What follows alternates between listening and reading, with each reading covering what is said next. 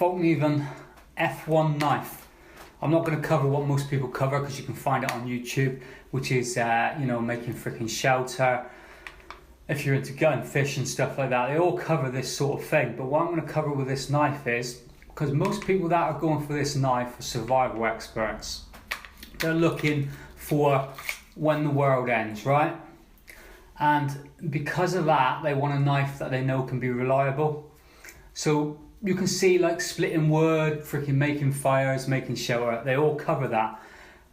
But if you're thinking about this as a survival knife, where there's no rule of law and collapse of society and all of that stuff, you might be fighting with this knife hand to hand.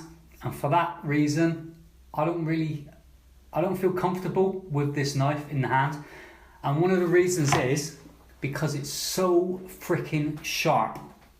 I mean, I couldn't even touch this blade. If I touch this blade, it's just going to slice right into my finger.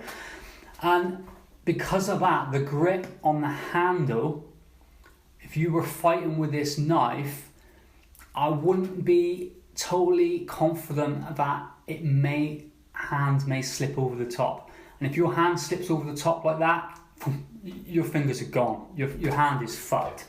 Because, like I say, it's so sharp.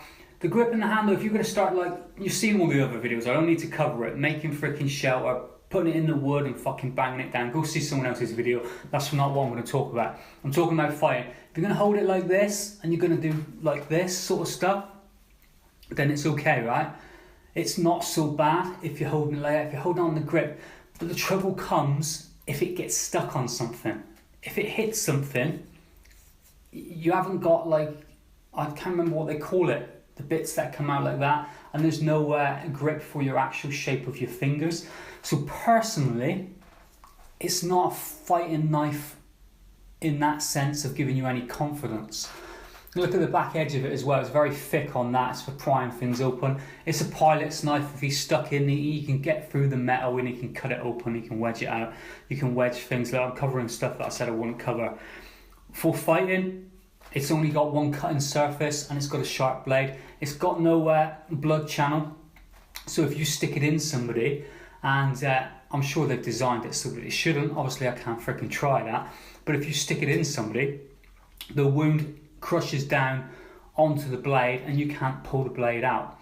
And that's why usually on bayonets and stuff, they have a blood channel down through there, so the blood can come down and the air can come out and you can pull the knife back out again. This has got nothing on it, but like I say, my main worry is if you stuck it and you hit something hard like a rib or something, if your hand goes over the top, you're fucked. You can't see how sharp this blade is. I'm not going to cut paper with it, and I'm not going to cut any hairs off my arms or anything like that. I'm just going to tell you, for a fighting knife, it's not my first choice. Slice in one way, but you have to turn the blade again, you have to turn it, right? You can't go like that and then you can't come back in this way because you've got no cutting surface. You have to turn again and then come back in. So that's just a different review on the Fallkniven F1. Good for, like, survival things, for what you see on the other videos, but as a one-shot knife for defending yourself as well as survival, I'd be looking elsewhere.